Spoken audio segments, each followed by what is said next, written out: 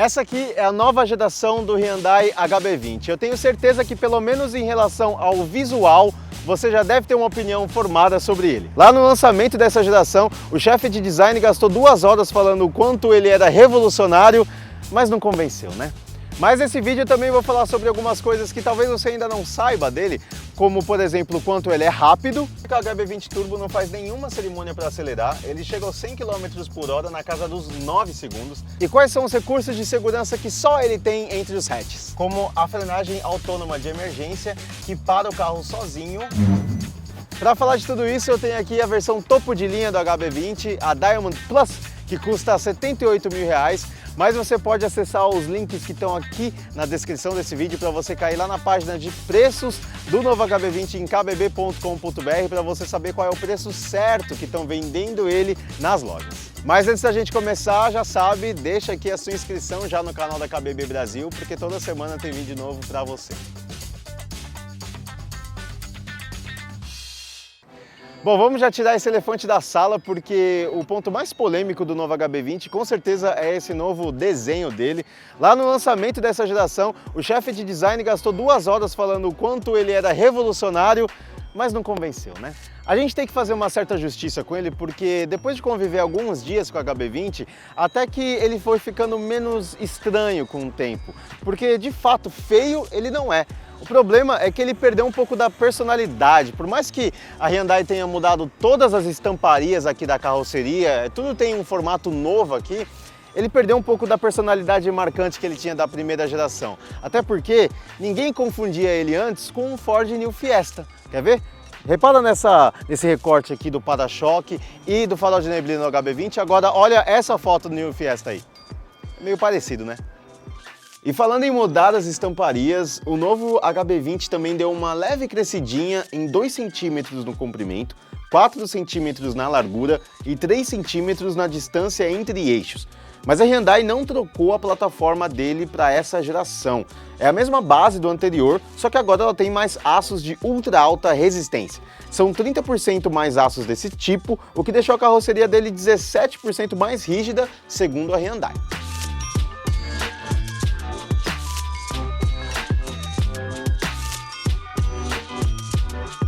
Bom, se lá fora o Hyundai HB20 é polêmico, aqui dentro, pelo menos, ele teve uma evolução um pouco mais evidente, mais unânime também, porque ele está com uma linguagem bem mais madura do que ele era na geração passada. Esse volante aqui está mais elegante, tem até um detalhe aqui em Black Piano, agora ele é de 3 raios, ele tem essas linhas horizontais aqui. As saídas de ar agora são centralizadas, também com essa pegada mais horizontal, elas ficam embaixo da tela da central multimídia, que agora ela está destacada essa tela, já num conceito mais contemporâneo do que era antes, que ela ficava embutida no meio do painel.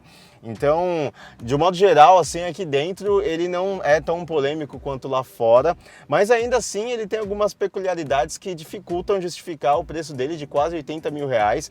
Primeiro pela falta de capricho aqui do porta-luva, né? Você abre ele, despenca na sua mão, e também a gente não tem nenhum material macio e diferente revestindo aqui as peças de plástico do painel e das portas, né? Aqui é tudo plástico duro mesmo, tudo plástico rígido, comum, que a gente está acostumado em todos os cantos, todos os lugares. A gente tem couro onde encosta os cotovelos, pelo menos, que já é uma coisa boa, mas por quase 80 mil reais a gente poderia esperar talvez algum refinamento um pouco maior nesse quesito.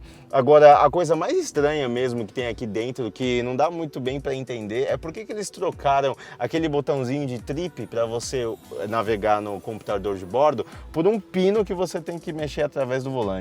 Acho que isso aqui não é muito moderno, não. E sobre o painel de instrumentos, apesar dele ter um computador de bordo maior e finalmente um velocímetro digital, ele não tem nada de moderno ou tecnológico. Tela digital configurável aqui, como tem no Volkswagen Polo, por exemplo, nem pensar. São as mesmas funcionalidades básicas que ele já tinha antes, mas agora num estilo diferente, que honestamente lembra até o layout da geração passada do Chevrolet Onix. Um dos aspectos que melhoraram bastante aqui nessa nova geração do Hyundai HB20 é a praticidade. Agora nós temos um apoio de braço central aqui entre os bancos para você ficar mais confortável enquanto dirige, e também dá para você guardar suas coisas. Ele não é tão grande assim, mas dá para deixar o seu celular, sua carteira sem muitos problemas aqui dentro. E eles também mantiveram esse espaço aqui de porta-objetos na frente do câmbio, que era algo que ele já tinha, mas agora nós temos, além da tomada de 12 volts, a gente tem duas entradas USB. Uma é só para você usar para conectar o seu smartphone na central multimídia e usar Android Auto e CarPlay, e a outra entrada é só para você carregar a bateria do seu celular. Ela tem uma corrente um pouco mais forte, então carrega o seu celular mais rápido. Agora, um outro ponto que era motivo de críticas da primeira geração do HB20, agora eles melhoraram e foi muito positivo isso, é o ajuste de altura do banco, porque em vez de ser aquela roldana que só inclinava o assento praticamente, agora nós temos aqui um puxador que levanta o seu banco por inteiro. A central multimídia de 8 polegadas está com um software diferente do Blue Media que o HB20 tinha antes. Os comandos estão mais rápidos e ela continua bem intuitiva e fácil de usar. E dá para navegar também por meio do Android Auto ou CarPlay se você conectar o seu smartphone. Aqui atrás o HB20 não mudou quase nada, porque o aumento que ele teve na distância entre eixos de 3 centímetros e os 4 centímetros em largura que ele ganhou não transformaram ele assim num carro muito mais espaçoso do que ele já era. Ele sempre foi razoável nesse quesito. O banco está configurado para mim, eu tenho 1,70 m, então tem aqui um espaço bem razoável aqui para minhas pernas, eu consigo acomodar meus pés aqui embaixo numa boa. Para a cabeça aqui eu também tenho uma folga interessante mesmo para quem for mais alto. Acho que tem um espaço razoável para você se acomodar aqui dentro. Quem for sentado aqui no meio não vai ter um assoalho muito elevado aqui, ele não é totalmente plano, mas também não é muito elevado, o que facilita para você se acomodar. Acho que 3 adultos aqui em pequenos trajetos não ficam tão apertados assim. Agora, o que ninguém vai ter aqui atrás mesmo é entrada USB, tomada e nem saída de ar-condicionado. Não tem nada aqui. Ah, bom, faltou falar do cinto de 3 pontas e encosto de cabeça para quem for aqui no meio, mas de resto não vai ter muita coisa aqui não.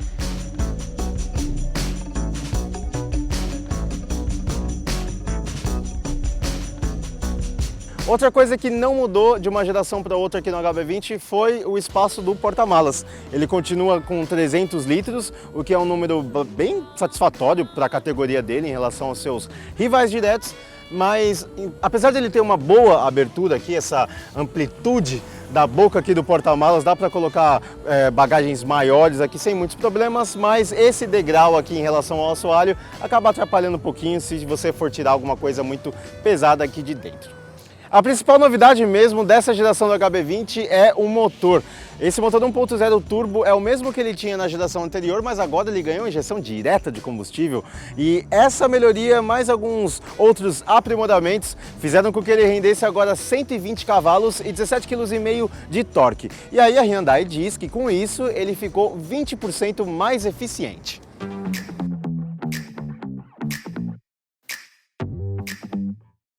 Segundo o Inmetro, isso significa que o HB20 Turbo roda com gasolina quase 12 km por litro na cidade e pouco mais de 14 km por litro em rodovias. Mas para você chegar a essas médias, é bom que você trate o seu pedal direito com parcimônia. O problema é que o HB20 Turbo não faz nenhuma cerimônia para acelerar, ele chega aos 100 km por hora na casa dos 9 segundos. E esse câmbio automático de 6 marchas trabalha muito bem para entender rápido o que você precisa aqui, se você quiser extrair mais agilidade do carro. Basta você fazer um pouquinho mais de pressão no pedal, quase nem chegando a meia carga, para ele já reduzir uma marcha, porque ele é bem esperto já para dar esse nível de agilidade aqui para a HB20. Então você tem a sensação de que o motor está sempre esperto para agir, algo que chega a surpreender, porque o outro motor turbo que ele tinha da geração anterior não tinha um comportamento tão agradável assim. Esse aqui, como o pico de torque está disponível já nas 1.500 rotações por minuto, parece que essa distribuição de potência e torque nesse motor agora com injeção direta tá mais bem equilibrada, então você não tem buracos no desempenho, você tem uma progressividade bem linear, mas também bem agressiva, assim. Se você quiser uma referência, se por acaso você já andou no Up TSI e acha que ele é bem espertinho para guiar, o HB20 não vai fugir muito disso, o desempenho é bem semelhante e é capaz de ser até um pouco melhor. E se você quiser ter um pouquinho mais de emoção aqui na sua tocada do HB20, ele vem com esses pedal shifts para você fazer as trocas sequenciais. Você coloca o câmbio aqui no modo sequencial e ele vai responder de maneira muito rápida a basicamente qualquer comando que você der aqui para reduzir ou para avançar uma marcha, ou seja, contribui bastante para você ter uma aceleração ainda mais divertida aqui no HB20. O novo HB20 trocou a direção hidráulica pela elétrica e isso é um dos pontos positivos dessa geração, porque ela continua sendo bem levinha para usar na cidade, mas em velocidades mais altas ela é um pouco menos assistida, corrigindo a demasiada moleza que ela tinha na geração anterior para dirigir em rodovias. A Hyundai disse que essa geração do HB20 ficou 17% mais rígida na sua estrutura, né, com maior rigidez torsional, o que poderia significar uma evolução na dinâmica do carro, mas na prática a gente não sentiu uma diferença muito grande assim não. O HB20 já era elogiável nesse quesito, ele já mandava bem nesse equilíbrio da carroceria quando você está fazendo curvas mais rápidas, né, ele não fica inclinando tanto para lá e para cá, não tem muita transferência de peso lateral, e aqui ele se manteve nesse mesmo nível praticamente. Agora, o que você pode perceber de diferença é que a suspensão ficou um pouquinho mais dura, parece, na hora de enfrentar aqui os buracos, mas isso não chega a prejudicar o conforto, porque ela continua tendo um comportamento de absorção bastante macio desses buracos e remendos que a gente tem no asfalto. Você não tem muita batida seca aqui, nem um comportamento muito barulhento da suspensão. Uma ressalva para fazer na condução do HB20 Turbo é quanto ao isolamento da cabine, porque o ruído do motor 1.0 Turbo em faixas mais altas invade a cabine e a vibração dele em marcha lenta, parado, é um tanto sensível na direção e um pouco mais sensível também nos bancos. Isso é uma característica dos motores 3 cilindros, mas aqui no HB20 a gente sente um pouquinho mais. Essa versão mais cara do HB20 traz tudo o que ele tem direito em termos de equipamento de série, incluindo aqueles que são inéditos na categoria e que só o HB20 tem, como a frenagem autônoma de emergência, que para o carro sozinho, como ele acabou de fazer. Esse sistema funciona até os 50 km por hora para o HB20 poder parar o carro totalmente quando ele identifica o risco de uma colisão. Acima disso, ele pode no máximo ajudar a frenagem, mas aí ele já não consegue garantir que o carro vai parar sozinho. Além disso, ele também tem um alerta de permanência na faixa, que não chega a corrigir a sua trajetória, ele simplesmente dá um aviso sonoro mostrando que você está invadindo a faixa sem dar a seta. E no mais, ele também tem controle de estabilidade, que surge no pacote de itens de série no HB20 a partir dos R$53 mil, e os airbags laterais, que só vão surgir acima dos R$69 mil, ou seja, bem diferente da nova geração do Onix, que traz 6 airbags e controle de estabilidade de série em todas as versões. Completam essa lista de equipamentos o sensor traseiro com câmera de ré, ar-condicionado analógico, mas que tem um visorzinho digital, chave presencial, partida por botão, ajuste de profundidade do volante e retrovisores rebatíveis. É uma pena que ele não tenha DRL em nenhuma versão. Essa assinatura de LED que a gente vê aqui, ela só funciona com a lanterna ligada pelo menos, ou seja, não é uma luz diurna, é aquela luz que eles chamam de posição.